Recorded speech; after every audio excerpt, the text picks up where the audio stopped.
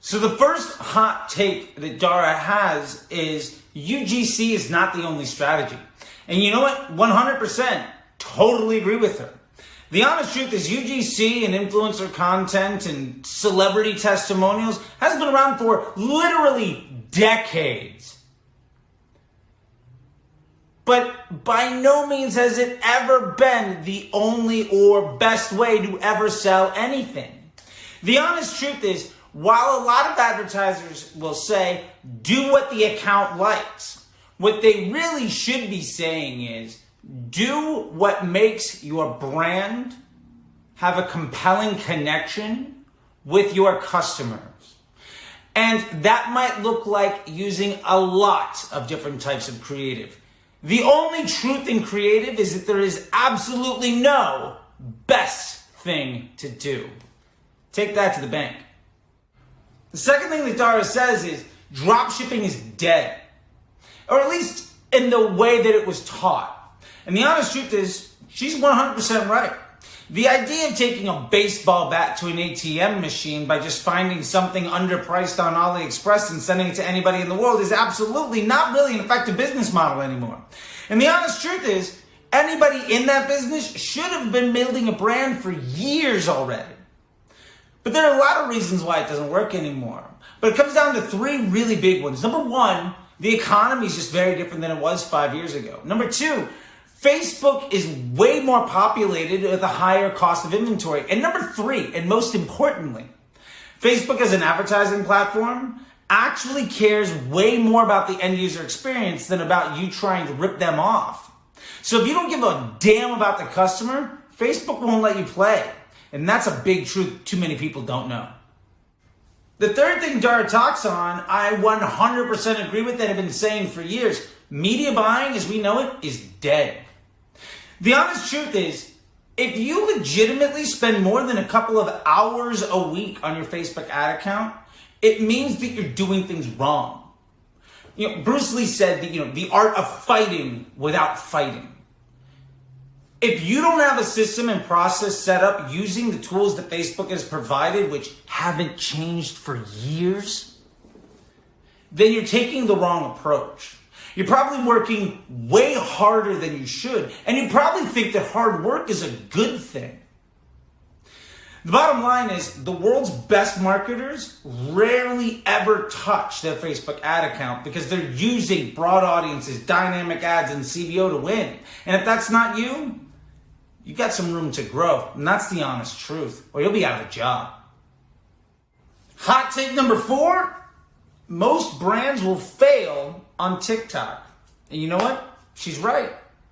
Dara's absolutely hit the nail on the head, and while I completely agree with her supposition, I actually reached that conclusion for completely different reasons. Your brand shouldn't need paid advertising to be successful. And the vast majority of Facebook advertisers don't even know how to do Facebook right.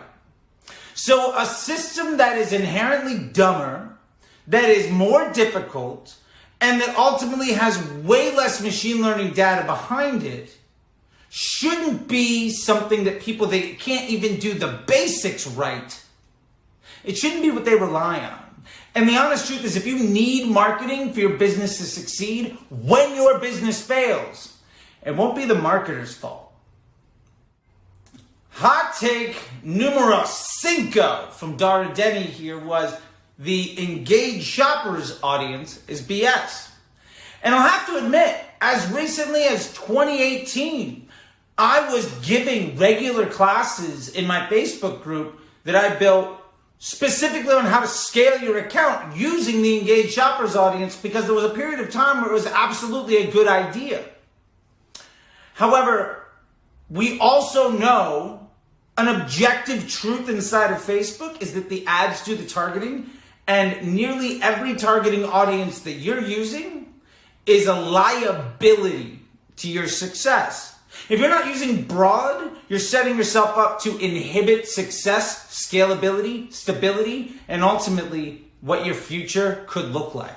So engage shoppers and every other audience. It's total BS. It's just not how Facebook works. Hot take number 6 from Dara. I never want my own agency. You know, as somebody that has accidentally started a couple of agencies, run a few of them, been supervisor, senior ad ops, and evil international conglomerate ad agencies, I have to 100% agree with her. If you are already really good at media buying, you can generate a multiple 6-figure income on part-time workload. Then if you're going to start an agency, it's going to be for another reason. And if you are motivated by those other reasons, then maybe it's the right move for you. But generally speaking, the absolute best agency owners I've ever met weren't good at media buying. The best people I see right now running really good agencies are actually terrible at the ads because that's not their skill. Don't run an agency if you love media buying. It's a completely different skill set. Dara, Denney, hot take number 7. Most businesses aren't special. And you know what? She's 100% correct. Often I get asked with, my Facebook Ads MBA program with the thousands of students that I've taught over, the last 5 or 6 years. Well, what about my business? And the honest truth is, Facebook hasn't changed in 4 years. The systems and process for success are easily repeatable and scalable.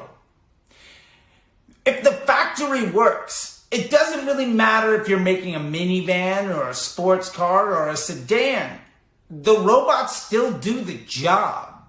So all it really matters when it comes to Facebook ads is, what is your unfair advantage? What are you already doing successfully? And how do we use a very limited set of automation to amplify that end of your business? So Dara, Denney's 8th point, I don't care about the learning phase. This one I actually take contention with because the learning phase is Facebook's way of saying that with statistical significance, they have the machine learning confidence to deliver you a consistent result. To me, that is extraordinarily important. Now, I understand some of the other nuances, what she's saying, like don't worry about that if your business is successful, continue to do the process that's working.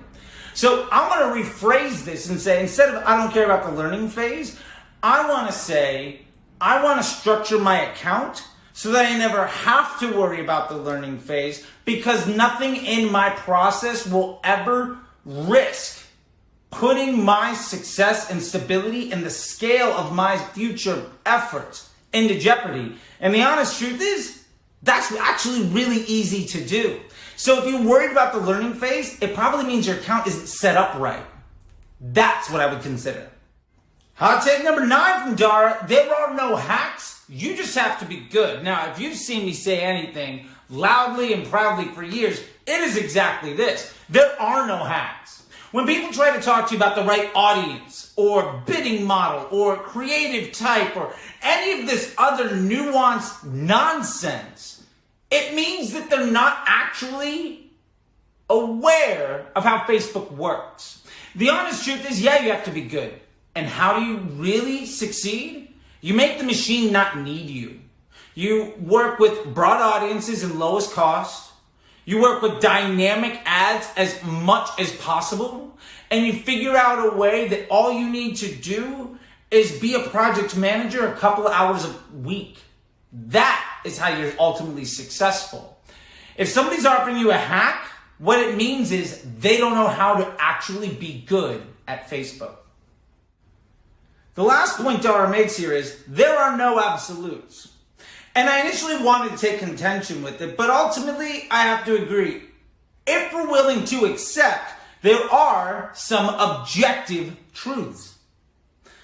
Yes, the more consolidated your ad account, the smarter the machine will be. Yes, when you solve a problem with complexity, it's ultimately a liability to your long-term success. Yes, broad is the absolute best audience you can use on Facebook. Yes, using dynamic creatives provides a more stable and projectable outcome for creative testing than running post IDs. And yes, Facebook is a machine learning platform that works dynamically with trillions of data points for billions of users, looking back at over a decade of history for almost every single person that any of us are reasonably trying to reach. Outside of that, yeah, it's up to interpretation.